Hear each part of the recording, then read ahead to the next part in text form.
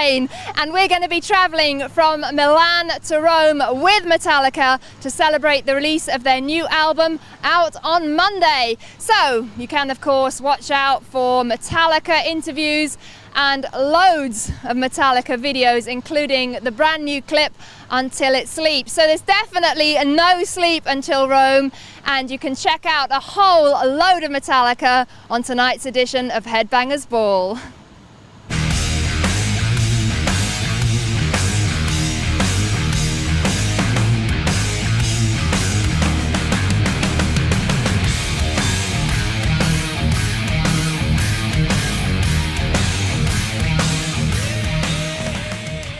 Something to do with young men killing each other, I believe.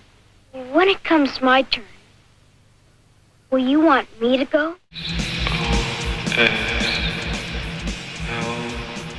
Well, we promised you a load of Metallica tonight, and that's exactly what you're going to get. And we just kicked off with the most requested ever video at Headbangers Ball 1. And of course that's from 88, 89, but of course it's 96 right now, and tonight we're talking a load, and we've joined Kirk and Lars on the Metalli train traveling from Milan to Rome. So pleasure to have you guys back on Headbangers Ball. And first of all, just to really explain, the album's out on Monday, so you've been doing a lot of promotion. What's involved on today's trip? Usually when you get on a train, you go from one space to another and just get off. But on this particular train, we have a bunch of journalists who were talking to in between points. And when we stop, there's a lot of fan club members and fans who we've been meeting and greeting and signing autographs with and taking pictures with and talking to. So it's pretty fun. Certainly is. It's an unusual way to promote an album. But going straight in to talk about the new record, you've talked a lot in interviews about the kind of looser approach. I remember that word being used back at actually Donington last summer when I talked to you last. Was that coming about because you wanted to actually enjoy the recording of this album? I think the songs that we had written just called for more of a capturing an attitude or a moment or a spark in the studio than going for something that was really, really perfect. So I think it really is a result of the songwriting. At the same time, listening back to where we had been before and so on, I really felt that we needed to try and bring more of the energy and the kind of interplay between the four of us that happens on stage and the power that happens when we play live into the records. I still felt that even as we were loosening up more and more up through the Black Album and stuff like that, we still had quite a ways to go, and really, as far as I was concerned, that was the main criteria for Load, was to try and really capture a looser Metallica that much more involved both Kirk and Jason also. Well, we're going into the video, the first video from Load, Until It Sleeps, and if we could talk a little bit about the video before we see it. I was very surprised when I saw the video. It's very bright, very colourful, very avant-garde. Why did you think that the time was right? Why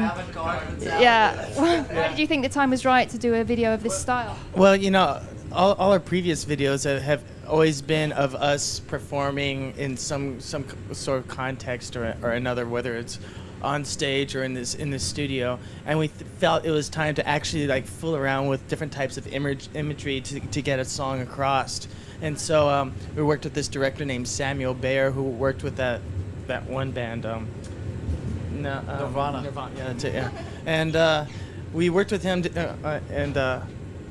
we felt that we needed to do something drastically different from our past videos, and that's what you see. Right. Excellent. Yeah. Well, let's check it out now. It's a dark and brooding song, but a very colourful video. The first from Load. This is Metallica, Until It Sleeps. Where do I take this pain of mine?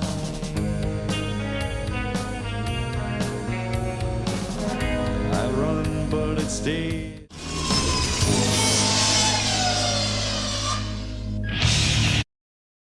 There you go, that was Skid Row, who of course played with Metallica when they took a day out of the studio from recording Load to headline Donington Monsters of Rock last summer.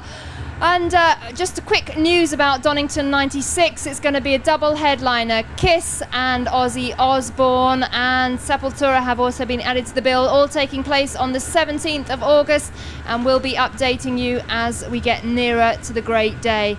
And as you can see, Kirk is still with me. No escape from the Metallica train. And a little earlier we saw the video, Kirk, for Until It Sleeps, and you've actually done a remix on that by Moby. Whose idea was that, and what did you think of the end result? Well, we're always interested in having other artists reinterpret our material. There was this German band called Die Krupps that did a tribute to Metallica, and we really enjoyed that. And so I kind of like planted the seed for that sort of thinking. And one day we were just sitting around and we were thinking about new things for B-sides, and the idea came up of like getting someone to like remix every single that we put out. And originally we wanted to do the Chemical Brothers to remix this single, but they weren't available because we called them and like told them we needed it yesterday. As you do. Yeah, but they're busy doing something, so I suggested Moby, and he was already in New York, so what we ended up doing is sending him the tapes, and like the next day he brought us back this remix, and we really, really like it.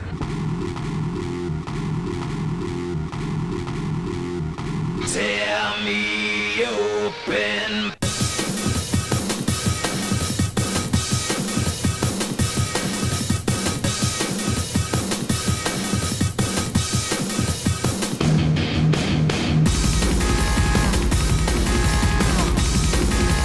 Gives you a fresh perspective on the song, and I like it quite a bit. I think it's really heavy too. I mean, like you said, there's so many new things going on, the new logo, the new image, the new photos. We're going to talk about that in a moment. But can I just get your perspective on the way you worked on this album, because how you came up with this kind of looser, kind of bluesier, you've used the word greasier feel. How did Bob Rock work under those circumstances? Well, Bob was always interested in capturing the live essence of the band on vinyl, or actually on CD, and that was the concept that we shot for on the previous album, and we captured some of it, but not completely. And I feel on this album we definitely have, because live James and I are playing rhythm guitar simultaneously. And on previous albums, there's always James doing all the rhythms, so everything was like doubled really, really perfectly, and it gave it kind of a sterile kind of feel, and so we wanted to get away from that. So I played rhythm on this album, and that's more similar to the way we play live. It's both playing live, and that contributed to the live feel, and. Bob it was initially Bob's idea for us to do that, and looking back, we all agreed that this is something we should have tried a long time ago. It just took us 14 years to get around to it. I like to say that there's a new guitar player in Metallica, and it's me. Well, that's great. I think that's really interesting. Thank you for telling us that. Okay, well, we have to go to our first short break, because I'm sure a tunnel's going to come along any minute and send us completely to black. So before that, we'll take our break, and then after our first short break, guess what? We've got loads more Metallica. So stick around. More talk of the album coming up after these messages.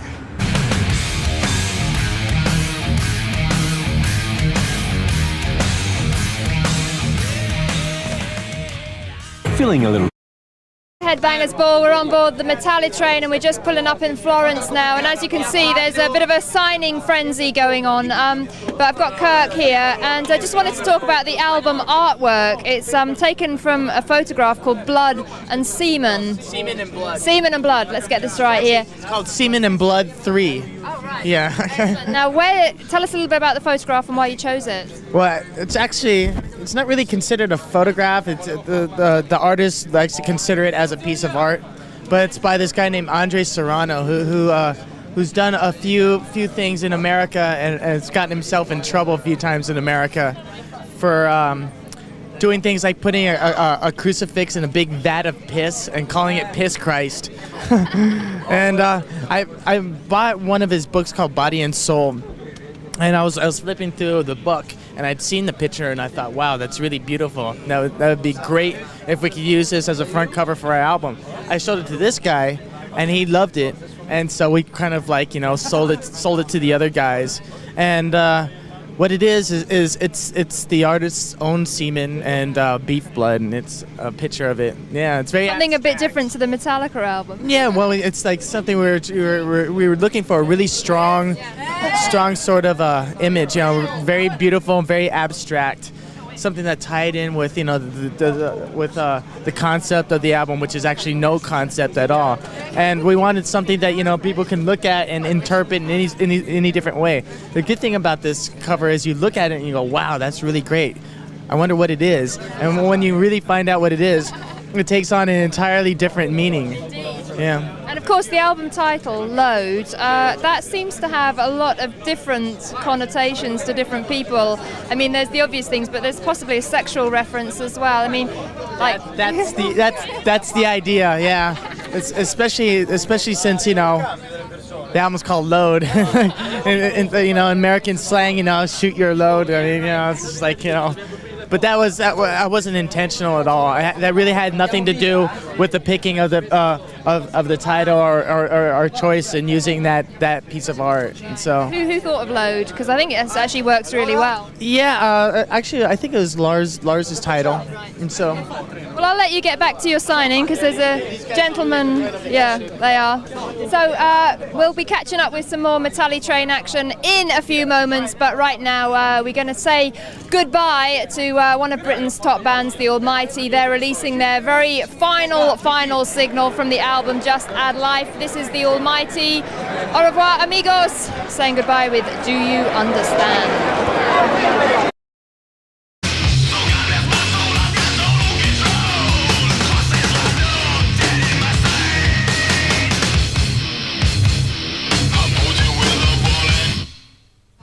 Well, it's pretty chaotic here on the Metallica Train. The fans have been listening to the new record, and now they, as you can see, get to meet the band. Now they're leaving in hordes. They have to get off at Florence, which is where we're pulling up to.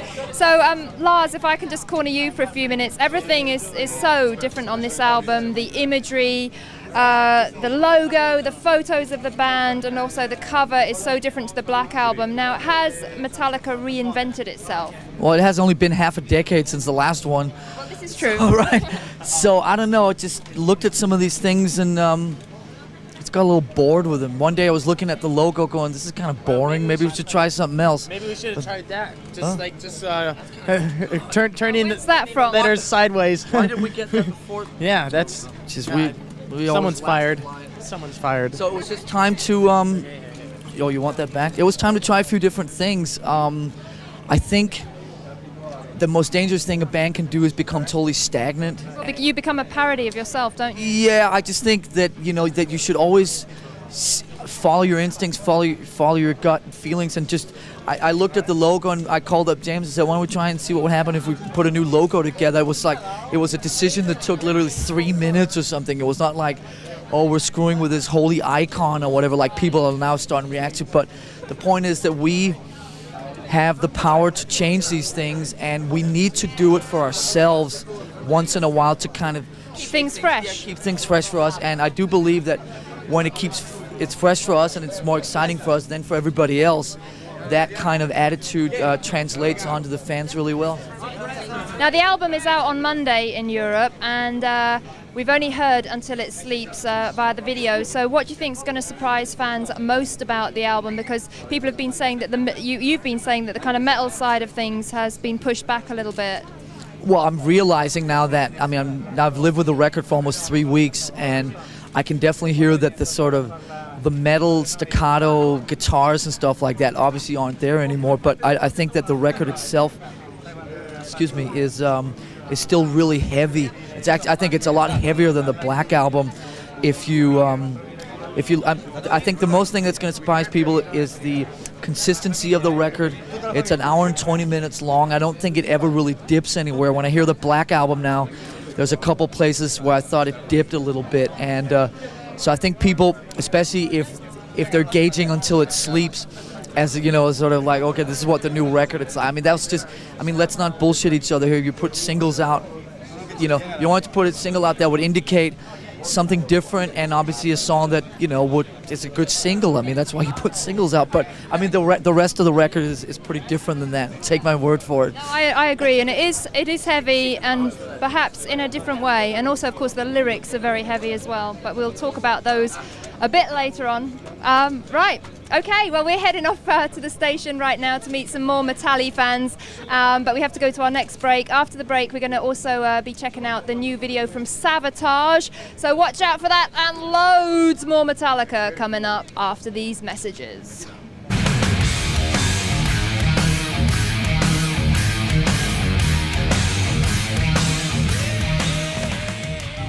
Oh dear, it's happening again. You get that summer festival feeling, and you just can't stop it. Check MTV for a daily update of what's hot and where.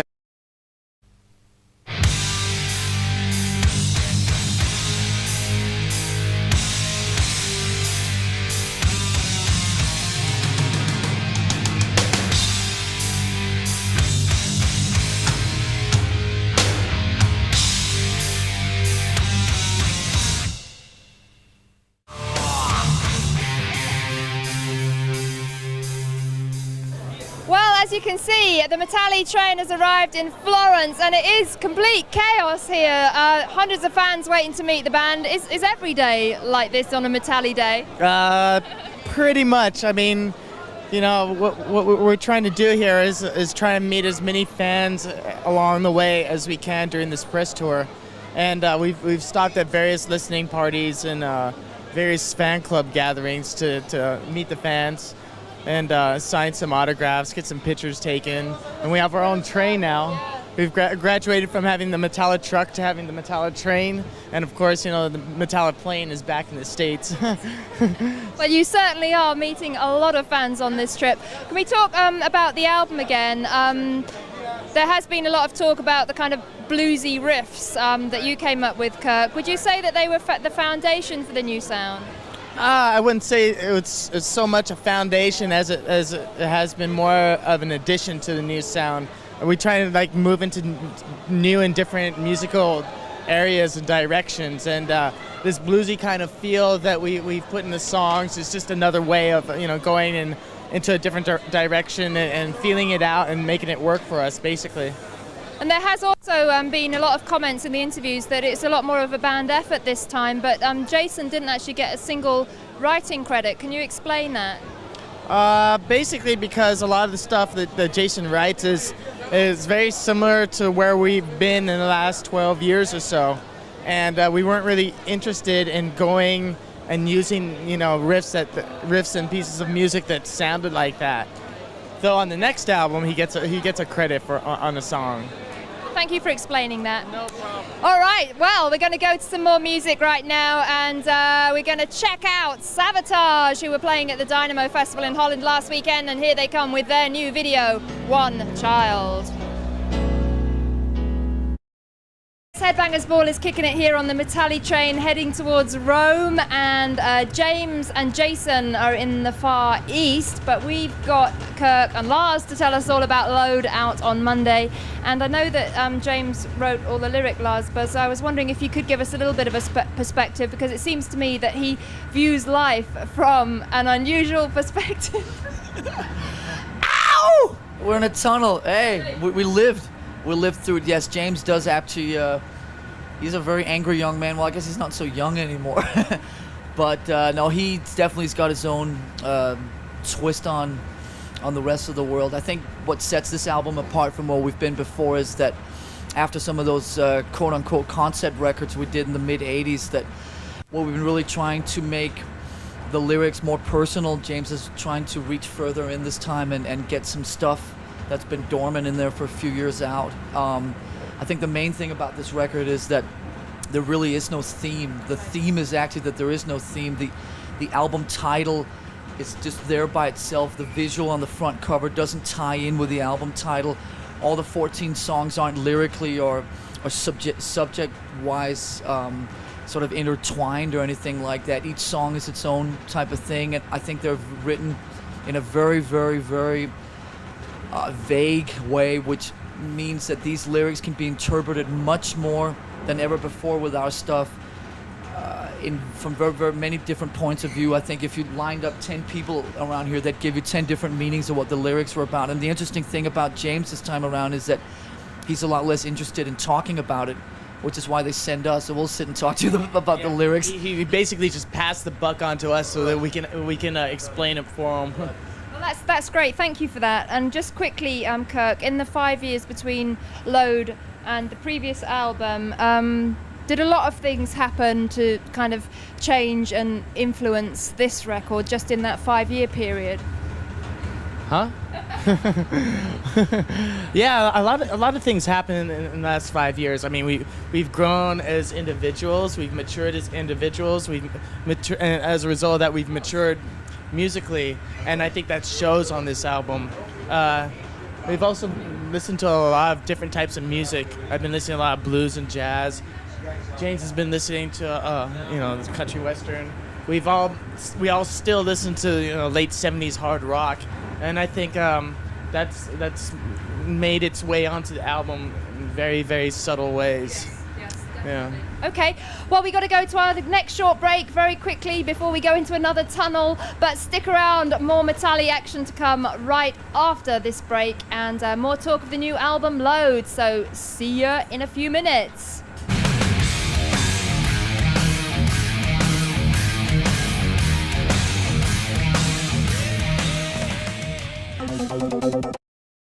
Demand, that was Korn kicking it live at Oakland Coliseum with Bull Tongue!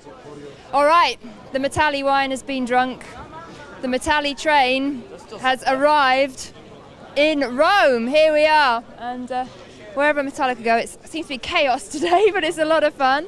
So, more questions, guys. When Metallica formed back in 1981, it seemed that you were always going against the grain and kind of opposing what was going on at the time. Do you still think that to be the case in 96?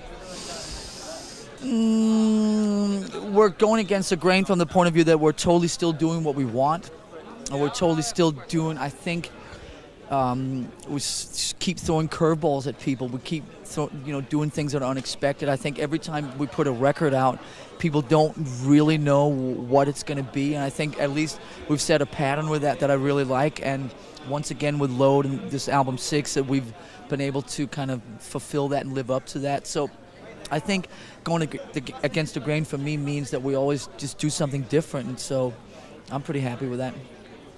Do you think that the new album kind of challenges the listener?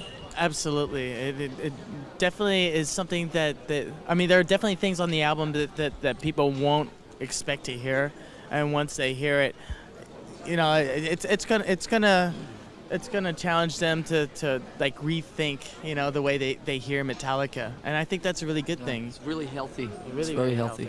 You talked also a little bit about going back. A lot of people have been saying more to kind of the 70s kind of vibe.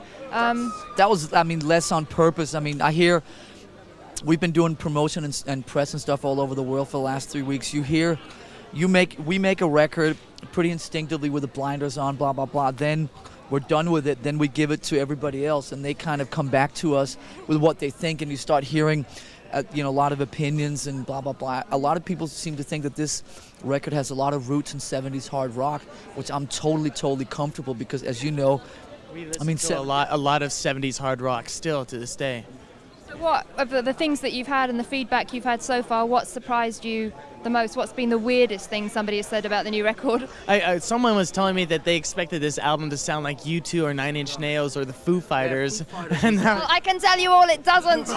that was really, really interesting for me. I mean, the expectations on this album I knew were high, but I didn't know that people expected us to change that drastically. I mean, we have changed, but it hasn't been that drastic of a change for us to sound like U2. I think the best thing about the last 3 weeks and the feedback is that people are receiving this record a lot better than I actually thought they would. I think they're receiving it better than the Black Album. When we did exactly what we're doing now 5 years ago for the Black album. The reception was actually lukewarm to good. The reception on this one is like really good to like stunning, so I'm pleasantly surprised. Well, let's hope that people are going to view it with an open mind, because that's important. Well, the video for Until It Sleep has only just come out, but here at Headbangers Ball, we are already trying to decide the best video of '96. And you, the viewers of Headbangers Ball, can once again... Alice in Chains, what's the new one called? Oasis. No. What's the new Alice in Chains? Heaven Beside You. No. Rush. No, not Rush. Whatever, because it's Alice in Chains Grind that's one of the nominations. So actually what we're going to do right now is check out the 7 nominations for Best Video at this year's Kerrang Awards, and vote now, because you are going to choose the best video of the year. So after that, more Metallica. See ya. No.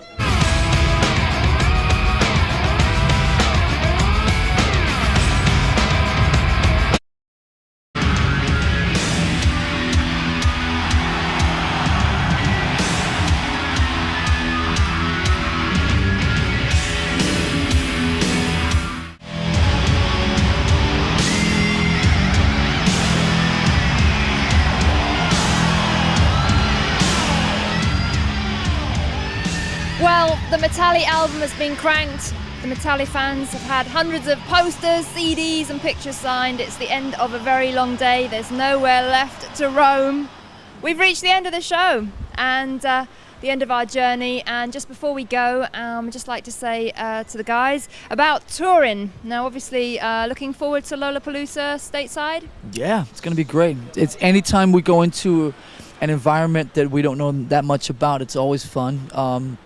There's been a lot of, as you're probably aware of, debate in America about whether Metallica should play Lollapalooza, whether Lollapalooza should have come to Metallica, and I think that I can't wait to get it going, because once we get out and play the first show and get up on stage and play our 90 minutes, all those preconceived notions about what's going to happen is just going to fall to the wayside, and we're just going to kick everybody's ass, and it's going to be great. I believe it. Yeah, it's going to be really great playing with the bands that we're touring with too, like Soundgarden and the Ramones, and it's going to be wonderful. I'm really looking forward to it. This summer is going to be pretty cool. Excellent. And the all-important question for us in Europe is, when can we expect to see Metallica on tour in Europe? We're playing our first show September 11th in Kiel. So we start in Germany, and we work our way all the way throughout Europe, and we'll definitely be playing some dates in England. Yeah, quite a few dates in England. Also, I'm sure we'll... Yeah.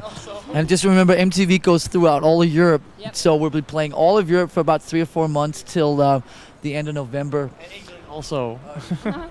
Earl's Court, like Oasis. Brilliant. Well, I want to wish you lots and lots of luck with that, and I'd really like to say an enormous thank you to both of you for your time today. I've seen how busy it is, a day in the life of Metallica, and believe you me, it's been non-stop. And actually, personally, I'd like to say a big thank you to all the Italian fans for making me feel so welcome here. Have you got a final message for the fans in Europe? First, I got to say thanks to, like you said, to all the Italian people all day. I mean, the energy and the support from all these people has been absolutely tremendous, and we've been running around Europe for the last 2 weeks doing this stuff, and the energy and the support and the gratitude and the everything that we feel from all you guys. We just want to say thank you, and we'll see you guys in September, October, November of this year for the Metallica tour.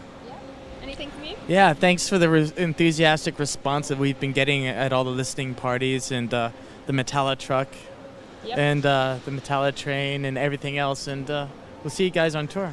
Brilliant. Well, that's just about it then.